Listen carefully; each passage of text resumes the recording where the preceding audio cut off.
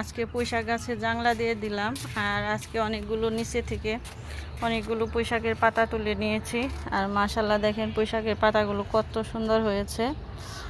তো এই যে সুন্দর একটা জাংলা দিয়ে দিয়েছি, আমাদের এলাকায় জাংলা বলে। তো এখান দিয়ে প্রচুর পুঁইশাক খাবো ইনশাল্লাহ। একটা মেসেজ এসেছে যে আমাদের ভিডিওগুলো ঠিকমতো ছাড়া হচ্ছে না, আর ইউটিউবে থেকে নিয়মকানুন মেনে ছাড়া হচ্ছে না। আমার তো জানা নেই কীভাবে ইউটিউবের নিয়মকানুন মানতে হয় বা সেভাবে ভিডিও আপলোড করতে হয়।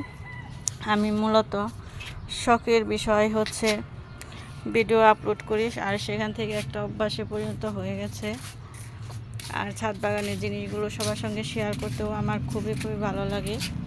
তো এই কারণেই ভিডিও আপলোড করি। আর গ্রামের বাড়িরও অনেক গাছপালা আছে, বাগান আছে, সেগুলো দেখাতে আমার ভালো লাগে। তো এই জন্যে বুঝতে পারতেছি না কিভাবে ভিডিও আপলোড করলে ইউটিউবে শর্তাবলী মেনে আপলোড করা হবে। তো আপনাদের কারো জানা থাকলে কিভাবে ইউটিউবের ভিডিও আপলোড করে ভিডিও ছাড়তে হয়,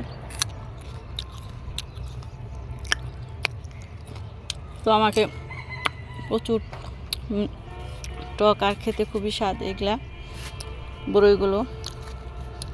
তো আপনাদের কারো যদি জানা থাকে কিভাবে ভিডিও আপলোড করলে ইউটিউবের মনের মতো বা তাদের শর্ত মেনে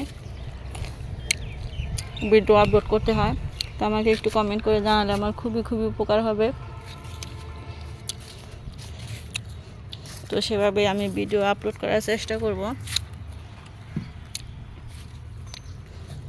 সবাই আমাকে একটু সাহায্য করবেন এই বিষয়টা বিস্তারিত জানানোর জন্য।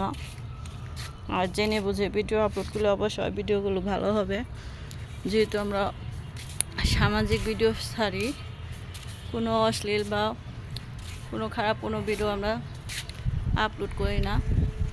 তো সবাই সামাজিক ভালো ভিডিওর পাশে থাকলে অবশ্যই আমাকে সাহায্য করবেন কিভাবে ইউটিউবের ভিডিও ছাড়তে হয়, তো আমি সেভাবে ছাড়বো। তো সবাই ভালো থাকবেন, আজকে এই পর্যন্তই।